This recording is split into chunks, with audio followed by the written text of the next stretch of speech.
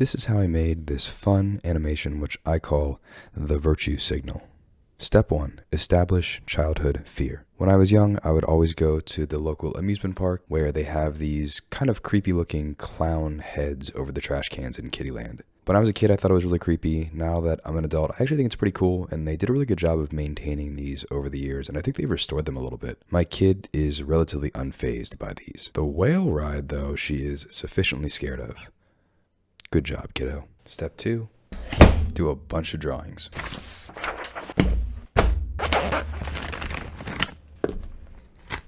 It doesn't matter what you draw or how good you draw it. This is your chance to think of some original ideas. So don't use any reference and just take all the scary movies you've seen and experiences you've had or videos you've watched and put them on paper. Props, characters, costumes, environments, whatever. And this is like the funnest part. This is where you actually get to be creative. Like everyone wants to be creative in their life or their job or whatever. And you never really get that opportunity because life sucks. But this is your chance. This is your chance to just think of like weird ideas or whatever before you have to do the hard work of actually making it real. Just have a ton of fun. Spend as much time doing this as possible. Step 3. Mood board. Browse Pinterest or Google for images that you think are cool or interesting and match your vibe. Don't think too much about it. Just grab whatever you think looks cool. And if you want to get spicy, it can also be fun to use AI image generation to steal other people's ideas without them knowing or consenting. Ta-da! Step 4. Let's do a more polished sketch.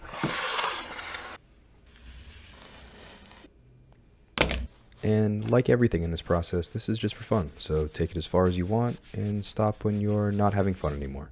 Step 5. Turn your sketch into a sculpt. Here I'm using ZBrush, which isn't as free as Blender, but once you learn the workflow, it's kind of hard to let it go. Start with a base mesh, because you don't have anything to prove to anybody, and it's much faster. Work big to small, getting the silhouette first, and then the finer details later. Make sure you put in all the little knickknacks and costume bits. That really sells it. Step, I think, like 6. I'm going to stop counting because it's annoying. Add some color. I use Substance Painter to hand paint certain parts of my model, and then also use some of their predefined textures to make it look more realistic. This is my second favorite part of the process because I love picking the colors. I think it's just so fun to be creative with it. Custom alphas are also a really cool way to make your model stand out. Here I'm making a little trash throwaway sign, which turned out pretty cool, I think. Now that it's painted, admire your work. And then you basically just repeat. Concept draw, sculpt, and paint. This can take a long time, so just try to stay motivated.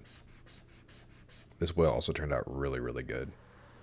I think it's a little harder to be creative in the 3D stage, so the 2D stage is really when you get your wild ideas out. I'll use Blender to make some hard surface models. Sometimes I like Maya, but I feel like Blender has been much more intuitive for me lately. I'll do blend shapes for the more complex mesh transformation animations, and some really boring stuff like retopology and detail projection. Next is time to put everything together. Put all the elements of your scene into one big file. I'll buy extra 3D models off TurboSquid just to spice things up. Add lights and a little atmosphere and our scene is ready to go. Next we'll do some motion capture with this VR headset that I begged my wife to buy me but I never really use. There's a free program on Steam called Mocap VR that will record your animation and let you retarget it onto another model. This part's fun because you get to go from being an artist to a motion capture actor. Flawless performance. Next you have to take that motion capture data and put it onto a model. And there's this really great tool to do that called iClone, but unfortunately I ran out of my free trial and it costs $700 to buy, so I'm just going to skip that part of the tutorial. It's not that exciting. Now that your characters are in place, your animation is ready, it's time to look at your scene, make any final adjustments, and render. The final output is a bunch of images that you can drag into your favorite video editor. Spiced it up with some royalty-free sound effects and pay someone on Fiverr to do a monster voice after you hear how terrible yours is. Glass only, rawr. Glass only, rawr. Now step back and admire your work. Wow. I'll post a link to this video so anybody can watch it without my voiceover, but I thought I'd just give a few details about the animation. You can see right in the first shot I have this motion blur enabled that adds so much time to rendering, but I think makes it look kind of more crisp and polished. And the atmosphere is very dark. You see the lights are very bright. Those are just emission shaders. And I wanted it to have this kind of gritty, scary feel. We're not sure, is this trash can actually evil or possessed or moving, or is it just kind of a trick of the light, or because you're kind of spooked out at night? And at the beginning here, I don't think it read very well, but he's finishing his soda, and I wanted to actually hold the soda up to my mouth rather than it sort of looks like he's looking into the straw here. and that was just an error with the motion capture data. I think I didn't set my height correctly, but I think that the soda finishing sound, like the ice at the end, kind of helped reinforce that. And then he does this little ice shake, which I think was a nice touch to say, like, hey, I'm finished with this. And he kind of, peers down and sees that this is the place he's supposed to put this trash, but he's kind of creeped out. Like, it's a very creepy vibe, and he's sort of questioning, like, wait a minute, this is kind of ridiculous. Like, this thing creeps me out. It looks scary. I'm not putting my trash in there. And he kind of takes a minute to observe his surroundings, and he doesn't find them very reassuring. Right, he's surrounded by this kind of like creepy whale ride, and then this like sort of creepy little beer statue guy. And I wanted this to be really fast cuts. Like, I like the idea of having a lot of effort put into the really subtle details, so that a casual observer that's like consuming this for quick content might not even notice these models are there, but they're really fast cuts to go back and forth, even though I spent a lot of time on them, because I like the idea of like having like little secrets for the person that actually is going to slow down and pause and watch the animation and observe it closely. And then the next thing that happens is, as he's looking at this little beer statue, I actually paid a voice actor to do the voice to say in here. And so he sort of is trying to figure out, like, his head snaps back.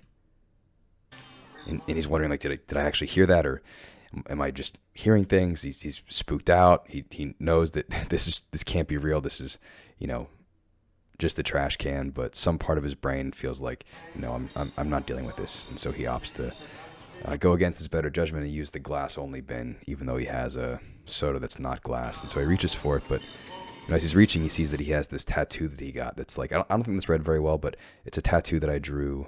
That is like an earth hugging a tree. And so, he's reaching for the trash, but he sees he got this tattoo that is kind of a virtue signal to say, hey, I want to save the planet. Like, I love Earth. And so he's like sort of questioning himself, like, wait, I have this tattoo. Can I really do this? Can I really go against my morals and throw this, stupid little cup in this glass only bin? And so he kind of psychs himself up, and he says, no, like this is crazy.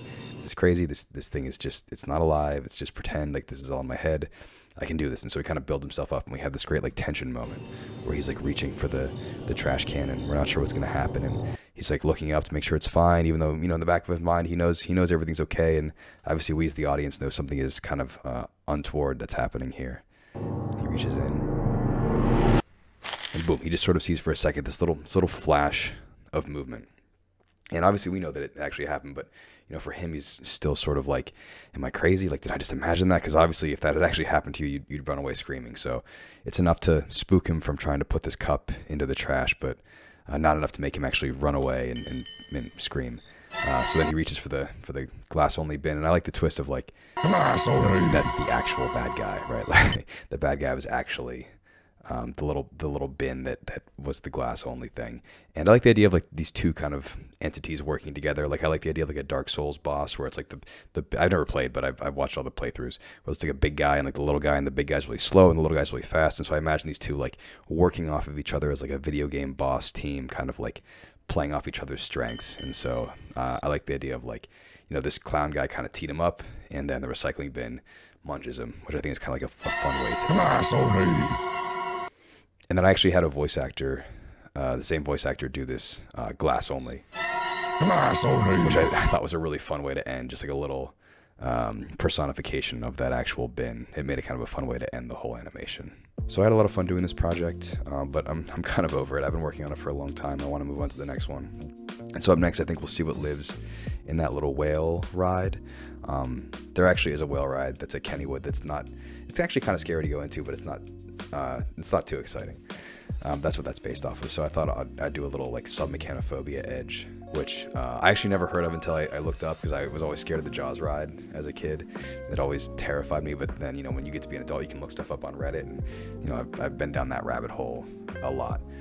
So I think that'll be really fun. So if that's the kind of stuff you're interested in, feel free to subscribe, or whatever. I post this on short form content like Instagram, TikTok, YouTube Shorts.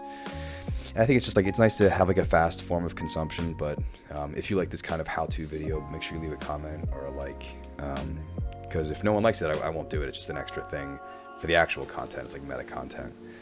But if you're interested in it, make sure you let me know, because I'll keep doing it. And I look forward to the next one. It's going to be same process, maybe a little scarier, and yeah, I'm only going to improve from here, so I hope you like it, so I'll see you then.